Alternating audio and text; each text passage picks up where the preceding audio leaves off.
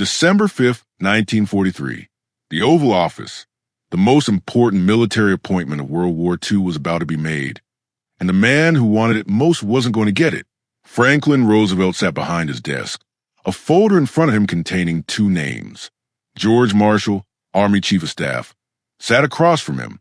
For weeks, the question had hung over Washington like smoke. Who would command Operation Overlord, the invasion of Nazi-occupied Europe? The conventional choice was obvious. George Marshall deserved it. He had built the American army from almost nothing. When the war started, the United States had the 17th largest military in the world, smaller than Portugal's. Marshall had transformed it into the most powerful fighting force on the planet. Every general in the European theater, every division commander, every strategic plan, it all flowed from Marshall's vision. Marshall wanted that command. He had spent his entire career preparing for it.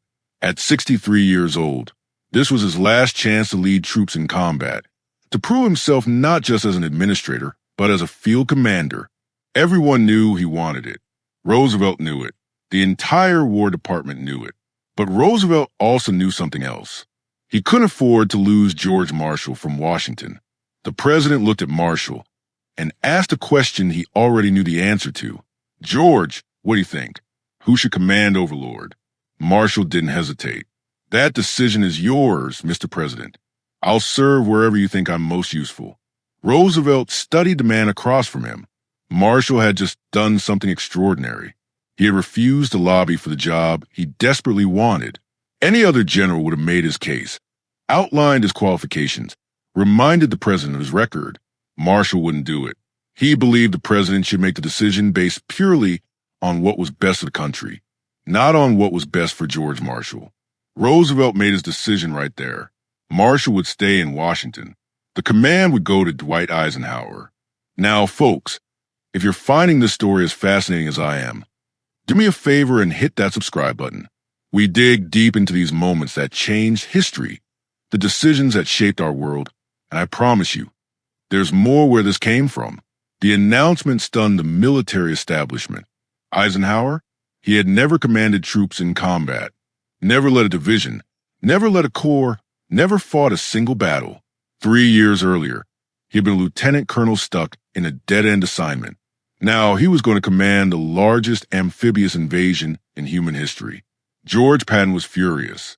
Patton was 4 years older than Eisenhower. They had served together in the 1920s when Eisenhower worked for Patton in the Tank Corps.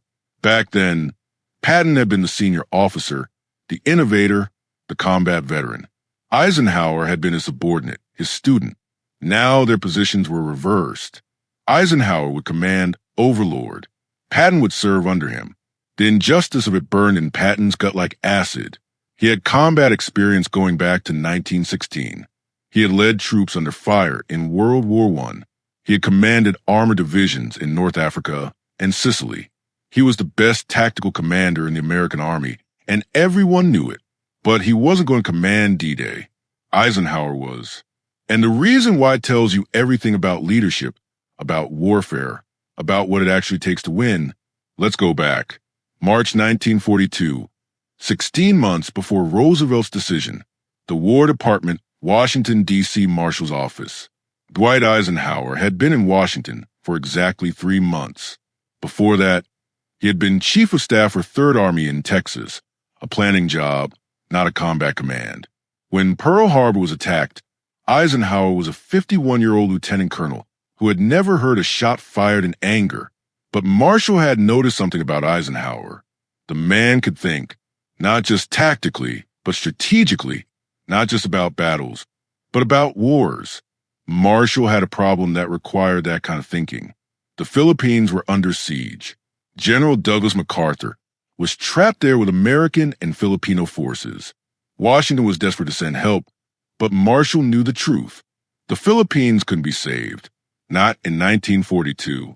Not with the Japanese controlling the Pacific.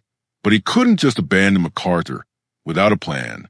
Marshall called Eisenhower into his office and gave him a simple question. What should be our general line of action in the Pacific? Most officers would have proposed a rescue mission, a relief force, something dramatic. Eisenhower spent 3 days studying the situation. Maps, supply lines, Japanese positions, available forces. Then he came back with an answer Marshall didn't want to hear, but needed to know. We can't save the Philippines. We don't have the ships. We don't have the air cover. We don't have the bases. Trying to relieve MacArthur now would lose everything we send and save nothing. We need to build a base in Australia, establish supply lines, and prepare for a counteroffensive that won't be ready for months. Marshall stared at him. You're telling me to abandon 75,000 men? Eisenhower didn't flinch.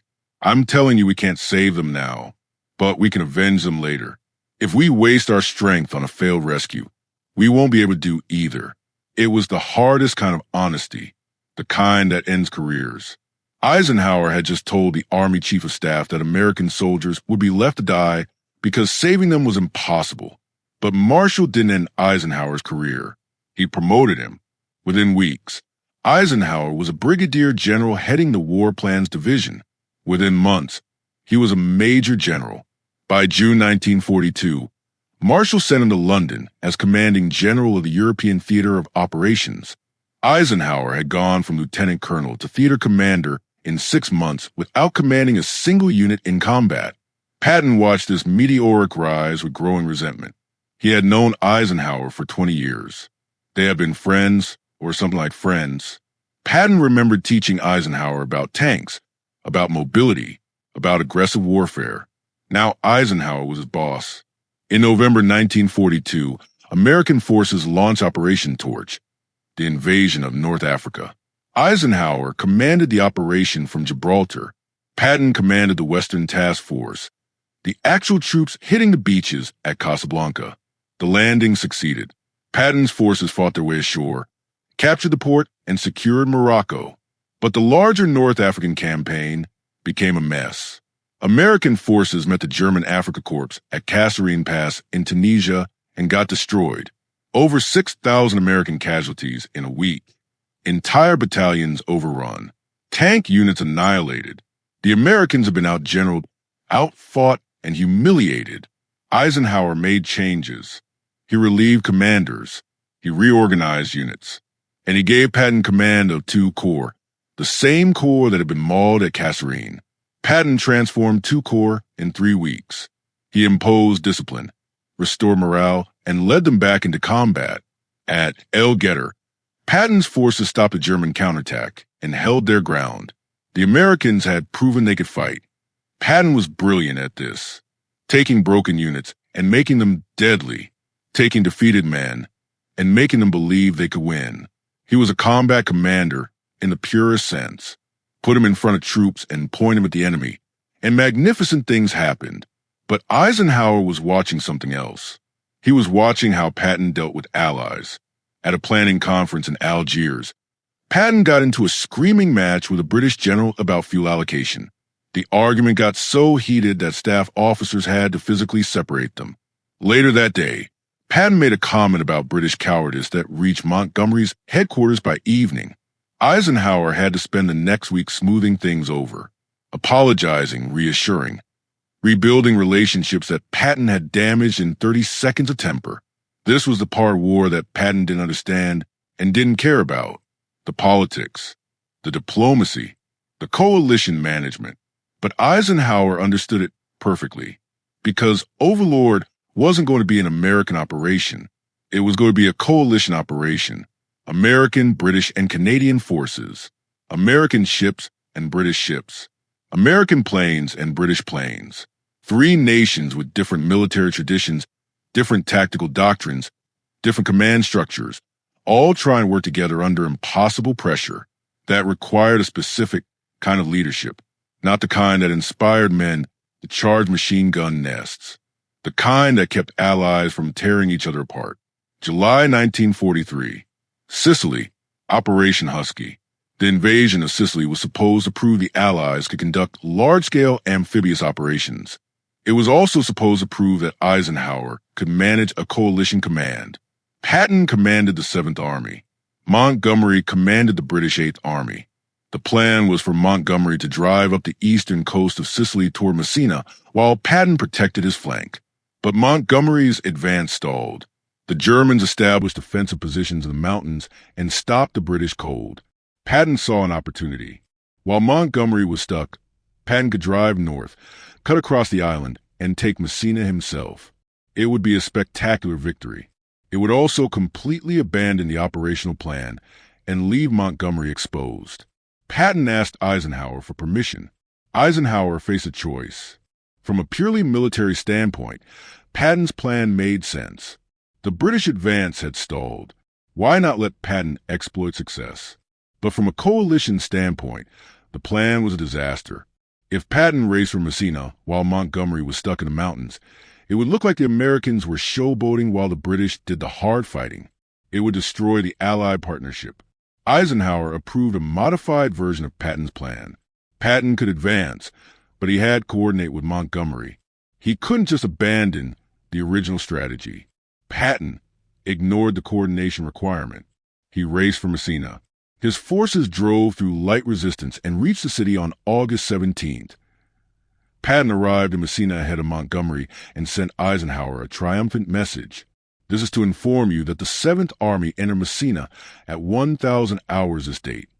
It was a tactical victory. It was also a political disaster. Montgomery was livid. Churchill was furious. The British press accused the Americans of glory hunting.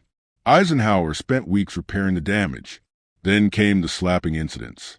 At 2 different field hospitals in Sicily, Patton encountered soldiers suffering from combat exhaustion.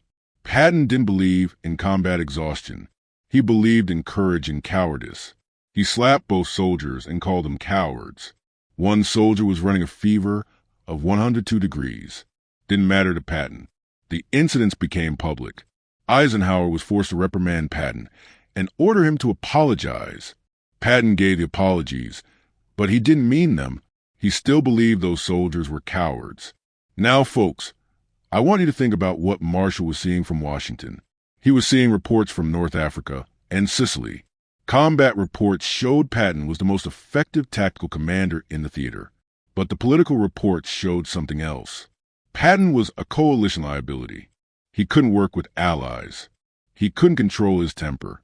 He created diplomatic incidents faster than Eisenhower could resolve them. And Marshall was planning an operation that would require perfect coalition management. Overlord would involve American, British, and Canadian ground forces, British and American naval forces, British and American air forces, thousands of ships, thousands of planes, hundreds of thousands of men from different nations, all converging on the beaches of Normandy. One diplomatic incident, one inter-allied argument at the wrong moment, and the whole operation could collapse before the first soldier hit the beach. Marshall needed a commander who could hold that coalition together. Patton couldn't do it. Eisenhower could. There was something else Marshall noticed. Eisenhower picked good subordinates. When Eisenhower needed an aggressive armored commander, he chose Patton. When he needed someone to rebuild a broken corps, he gave Patton the job. Eisenhower knew exactly what Patton was good at and exactly how to use him. But Eisenhower also knew Patton's limitations. He knew when to rein Patton in, when to let him loose, when to protect him from himself. That's a rare skill. Most commanders either worship their subordinates or despise them. Eisenhower assessed them clearly and used them effectively. After Sicily, Eisenhower sent Patton to England. Officially, Patton was commanding the 1st Army Group preparing for the invasion of France. Unofficially, Patton was part of the most successful deception operation of the war. The Germans believed Patton was the best Allied general. They believed any major invasion would be under Patton's command. So Eisenhower used Patton as bait. The 1st Army Group didn't exist. It was phantom divisions, fake radio traffic, dummy landing craft. But the Germans watched Patton. Where Patton was, they believed the invasion would come. So Eisenhower kept Patton in southeast England opposite Calais. The Germans kept their strongest divisions at Calais, waiting for Patton's invasion. Meanwhile, the real invasion force assembled in southern England aimed at Normandy. Patton wasn't commanding it. Omar Bradley was. Bradley had been Patton's subordinate in North Africa and Sicily. Now Bradley was commanding the American forces for D-Day, while Patton commanded an army that didn't exist. The humiliation ate at Patton. But Eisenhower needed him exactly where he was, keeping the Germans focused on Calais. Even after D-Day, even after the landings at Normandy, German intelligence kept waiting for Patton's real invasion at Calais. Entire panzer divisions stayed at Calais for weeks because the Germans wouldn't believe the main invasion had already happened. If you're enjoying this deep dive into history, take a second to subscribe. These are the stories they don't teach you in school, the human decisions behind the history books. December 5th, 1943. Back to the Oval Office. Roosevelt made his decision. Eisenhower would command Overlord. Marshall would stay in Washington. Marshall called Eisenhower in Tunis and told him the news. Eisenhower was stunned. He had expected Marshall to get the job. Everyone had expected Marshall to get the job. But Roosevelt couldn't lose Marshall from Washington. The entire American war effort depended on Marshall's ability to manage production, training, strategy, and politics all at once. Nobody else could do what Marshall did. And Roosevelt knew something else. Marshall was irreplaceable in Washington. Eisenhower was replaceable in the field. If Eisenhower failed at Overlord, there were other generals. If Marshall left Washington, there was nobody who could fill that role. So Marshall stayed. Eisenhower went. And Patton? Patton eventually got his combat command. After the breakout from Normandy, Eisenhower activated the Third Army and gave it to Patton. From August 1944 to May 1945, Patton led Third Army across France, into Germany, and deep into Czechoslovakia. He was magnificent. Fast, aggressive, relentless. Everything a combat commander should be. But he was never going to command Overlord. Not because he wasn't good enough, because he was the wrong kind of good. Overlord required a commander who could manage a coalition, who could balance competing national interests, who could keep American, British, and Canadian forces working together under impossible stress. Eisenhower could do that. Patton couldn't. Overlord required a commander who could pick the right subordinates and use them effectively. Eisenhower picked Montgomery for the ground forces despite their differences. He picked Bradley for the Americans because Bradley was steady. He picked Patton for Third Army because once the breakout came, aggressive pursuit was needed. Each general got the job that matched his abilities. Patton only knew one way to fight. Attack. Always attack. Attack until the enemy breaks, or you do. That worked brilliantly in mobile warfare. It worked in pursuit. It worked when the situation called for speed and aggression. But it didn't work in coalition management. It didn't work in diplomatic negotiations. It didn't work in the careful political balancing that Overlord required. After the war, German generals were interviewed about Allied commanders. Who did they fear most? Almost universally, they said Patton. Patton was unpredictable, fast, aggressive. Fighting Patton was like fighting a force of nature. But when asked who beat them, they said Eisenhower, because Eisenhower held the coalition together. He kept the supplies flowing. He maintained the political support. He made sure the British and Americans didn't turn on each other. And he put generals like Patton exactly where they could do the most damage to Germany. Marshall understood all of this in December 1943. He knew Overlord needed a coalition manager more than it needed a combat genius. He knew Eisenhower was that manager. And Marshall made one more calculation. If Overlord failed, if the invasion was thrown back into the sea, if thousands of American soldiers died on the beaches of Normandy, somebody would have to take responsibility for that failure. Somebody would have to stand before Congress and the American people and explain why the invasion failed. Marshall knew that person couldn't be him. If Marshall commanded Overlord and it failed, there would be nobody in Washington with the credibility to hold the war effort together. But if Eisenhower commanded Overlord and it failed, Marshall would still be in Washington. Marshall could still manage the recovery, rebuild the strategy, and prepare for another attempt. It was cold logic, but Marshall was a cold logician. He built strategy on logic, not emotion.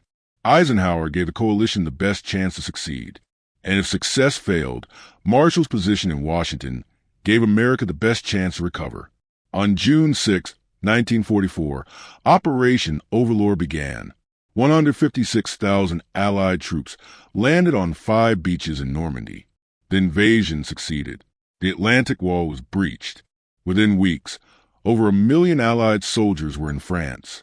Eisenhower had done it, not by leading from the front, not by inspiring speeches before battle, but by holding the coalition together, by making the hard decisions, by putting the right people in the right places. Patton played his role perfectly. Once Third Army was activated, he became the breakout commander, the pursuit specialist. He drove across France faster than the Germans could retreat. He relieved Bastogne during the Battle of the Bulge. He crossed the Rhine and drove deep into Germany. But he was never going to command Overlord, because Overlord needed Eisenhower's kind of leadership. And Marshall knew it. Roosevelt knew it. Everyone knew it except Patton. After the war, Eisenhower became Army Chief of Staff, then NATO Supreme Commander, then President of the United States. Patton died in December 1945 from injuries in a car accident in Germany.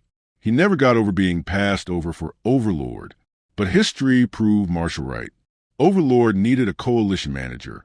It needed someone who could work with Montgomery despite their differences, someone who could navigate British politics and American politics simultaneously, someone who could keep the alliance together when national interests diverged. That was never going to be Patton. Patton was a weapon. Eisenhower knew when to use that weapon and how to aim it. That's why Eisenhower commanded D-Day. Marshall made the right choice. Roosevelt made the right choice. Not because Patton wasn't good enough, because Eisenhower was exactly what Overlord needed. A manager, a diplomat, a coalition builder. And sometimes in war, that matters more than genius. That's why George Marshall chose Eisenhower for D-Day. Not because he was the best general, because he was the right general. And in the most important operation of World War II, right mattered more than best.